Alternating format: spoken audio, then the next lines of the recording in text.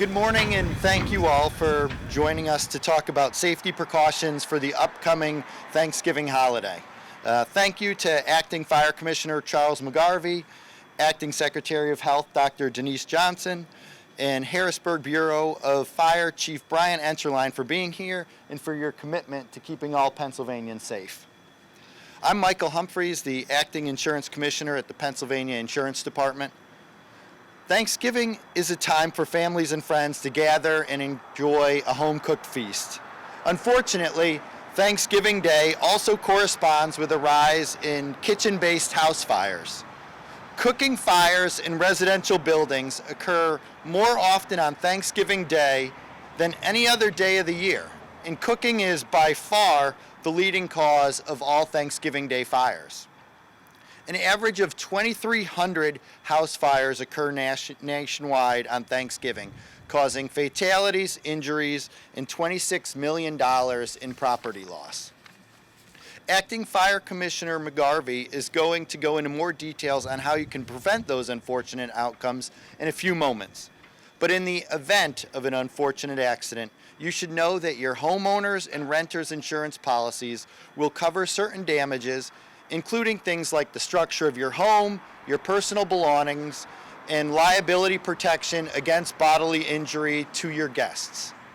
If you're renting your home, your landlord's homeowner's insurance policy will cover the building, but it does not usually cover your belongings. One of the most common renter's insurance claims is fire, and to cover your belongings, a renter's insurance policy is needed. Renter's insurance is fairly inexpensive. Most policies range from $20 to $30 per month, and you can begin a policy at any time, regardless of when you sign your lease. It's always better to be safe and secure in the knowledge that you are covered, so we urge anyone who is renting to make sure that they have renter's insurance and to call the insurance department if they have any questions about that coverage. Those who are hosting Thanksgiving for families and friends should also be aware of the legal responsibilities that go with holding a gathering in their home, especially if alcohol is served. A good host should consider taking simple steps to ensure that everyone enjoys themselves safely, including by making sure guests are drinking responsibly and ensuring that guests do not drive under the influence. Homeowners and renters insurance might provide some liquor liability coverage, but this coverage usually varies from policy to policy. Finally, as a general reminder, we should all meet with our insurance company or agent about our insurance policies at least once a year. And sooner if we have done anything like updates to the home or had a life change, including getting married or adding a home-based business to our policy. And I'm here to remind you all today that the insurance department is always here to help. If you have questions about homeowners or renters insurance or liability coverage, contact the department's Consumer Services Bureau online at insurance.pa.gov or call us at 1-877-881-6388. Thank you again for coming out, and I'll now turn it over to Acting Secretary Johnson. Thank you, and hello everyone. I'm Dr. Denise Johnson, Acting Secretary of Health and Physician General, and here to join my colleagues to remind you to be safe this holiday season. As a physician, I want to stress the importance of making sure that you are safe and that your guests are safe as you prepare meals this holiday season. We want to make sure that you are protected against foodborne illnesses. Unfortunately, foodborne illnesses are quite common, but fortunately, there are ways to protect ourselves to make sure that we can prevent them. So, just to remind everyone, foodborne illnesses can affect everyone, but those 5 years and younger, or adults 65 years and older, or people who may have a weakened immune system because of their medical conditions, or if they're having cancer therapies or are pregnant, they can be at higher risk. And so we want to make sure that if you are preparing a holiday meal for yourself or your guests, you want to do everything that you can to prevent those foodborne illnesses. We recommend that you follow the guidelines set up by the Centers for Disease Control and Prevention, otherwise known as the CDC. And they recommend 4 simple steps to protect yourself and your friends and guests from foodborne illnesses. And they are under the category of clean, separate, cook, and chill. And I'm going to go through what those mean. First of all, clean. You want to make sure that you clean your hands and the utensils that you're using, any cutting boards or surfaces. You want to make sure that you're washing your hands with warm soapy water, and you want to wash them for a good 20 seconds. So you can sing or hum the happy birthday song twice to get 20 seconds in while you wash. You want to wash your hands before, during, and after preparing meals, and you want to make sure that you also wash your hands before you eat. The second one is separate. You want to make sure that you're separating, especially your meats or dairy, from your fresh foods and vegetables. You want to prevent cross-contamination and germs that can spread that way. So you might want to use separate cutting boards for the different items and make sure that you're cleaning them and keeping them separated.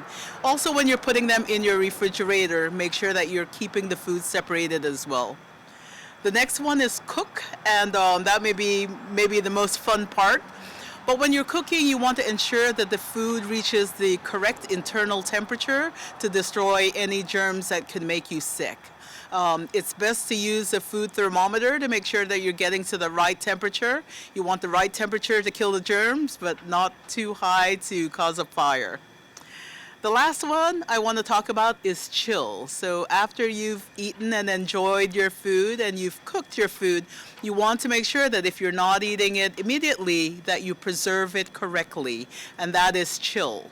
So if food is left out, especially meats, some cut fruits, some vegetables, if it's left out for more than 2 hours, then bacteria start growing and multiplying, and this can cause foodborne illnesses. So you want to make sure that you refrigerate your food as soon as possible, appropriately to keep you healthy if you're going to enjoy those leftovers. So want everyone to stay safe and healthy as you prepare your meals, avoid foodborne illnesses, and protect yourself, your family, and your guests.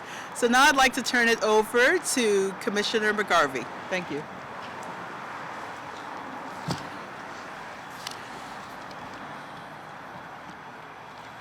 Thank you. Good morning. I want to thank everyone for taking the time to join us today as we discuss a variety of safety concerns heading into the holiday season. My name is Chaz McGarvey, and I'm the Acting State Fire Commissioner for the Commonwealth of Pennsylvania. I want to echo the comments we've already heard and underscore that cooking fires are the undisputed #1 cause of home fires and injuries during this time of year. Unattended cooking is by far the lead contributing factor in cooking fires and fire deaths. Overall, cooking causes nearly half of all reported home fires and more than 2 of every every 5 home fire injuries. Thanksgiving is a time for family and close friends to come together. And we're here today just to spend a moment encouraging everyone to make fire safety a priority. As you prepare your holiday feast, remember, by following a few simple safety tips, you can enjoy time with your loved ones and keep your family safe from fire. So stay in the kitchen when you're cooking on the stovetop so you can keep an eye on the food. Be careful when wearing loose clothing while cooking on your stovetop. Stay in the home when cooking your turkey and check on it frequently. Keep children away from the stove. The stove will be hot and kids should stay at least 3 feet away. Make sure kids stay away from hot food and liquids. The steam or splash on vegetables, gravy, or coffee could cause serious burns. Keep knives out of the reach of children. And be sure electrical cords from an electric knife, coffee maker, plate warmer, or mixer are not dangling off the counter within easy reach of children. Keep matches and utility lighters out of the reach of children and store them up high in a locked cabinet. Never leave children alone in the room with a lit candle. Keep the floor clear so you don't trip over kids, toys, pocketbooks, or bags. I also want to take a moment to discuss the dangers of turkey fryers. The first tip is just to avoid using a turkey fryer. Even when used as directed, fryers are unnecessarily hazardous to those around them. If you absolutely must use a turkey fryer, read the owner's manual thoroughly for proper setup and safety tips. Make sure the turkey is completely thawed before frying. Hot oil and ice or water do not mix. Use the correct amount of oil. Overfilled fryers increase the likelihood of spilling oil out of the pot and hitting the burner, causing flames to engulf the entire unit. Never leave the fryer unattended. Many fryers lack thermostats to prevent overheating. Do not deep fry your turkey inside your garage, on your porch or deck, or inside your home. Have an all-purpose fire extinguisher nearby, and never use water to extinguish an oil fire. Keep children and pets away from all cooking surfaces. Use proper hand protection. Lids and handles of the cooking pot get dangerously hot, posing severe burn hazards. Ensure your full attention is dedicated to cooking, and do not consume alcohol while cooking. Fire fatalities are a growing concern in the Commonwealth, and house fires have been persistently common for several years.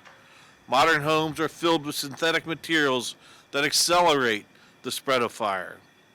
According to data from the National Fire Protection Association, from the moment an alarm sounds, occupants may have as little as 2 minutes to safely exit their building before flashover.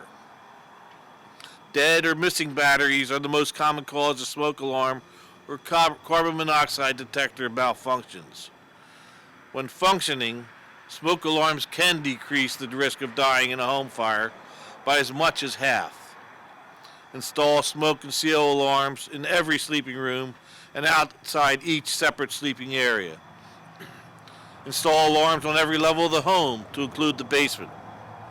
Test all smoke and seal alarms at least once a month and press the button to be sure the alarm is working.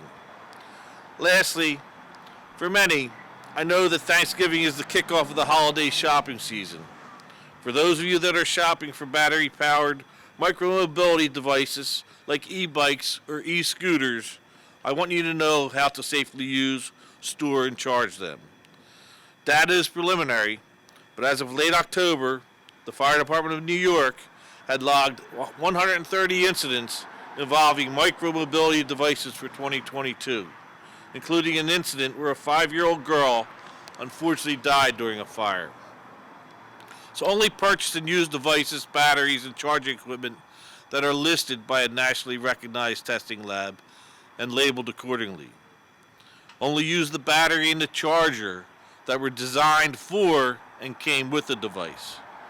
Do not keep charging the device or device battery after it is fully charged. Be sure to store e-bikes, e-scooters, and batteries away from exit doors and anything that can get hot or catch fire. If possible, store them outside. Stop using the e-bike or e-scooter if you notice any of these problems with the battery: an unusual odor, change in color, too much heat, change in shape, leaking, smoking, or not keeping a charge. Do not put lithium-ion batteries in the trash. Recycling is always the best option. Take the batteries to a battery recycling location or contact your local waste departments for disposal instructions. Only have the device repairs performed by a qualified professional. Please take all this advice to heart as the holidays come and go. Our office maintains a one-stop online shop with seasoned fire safety tips that we update throughout the year to keep the information timely. The site address is www.osfc.pa.gov/befiresafepa.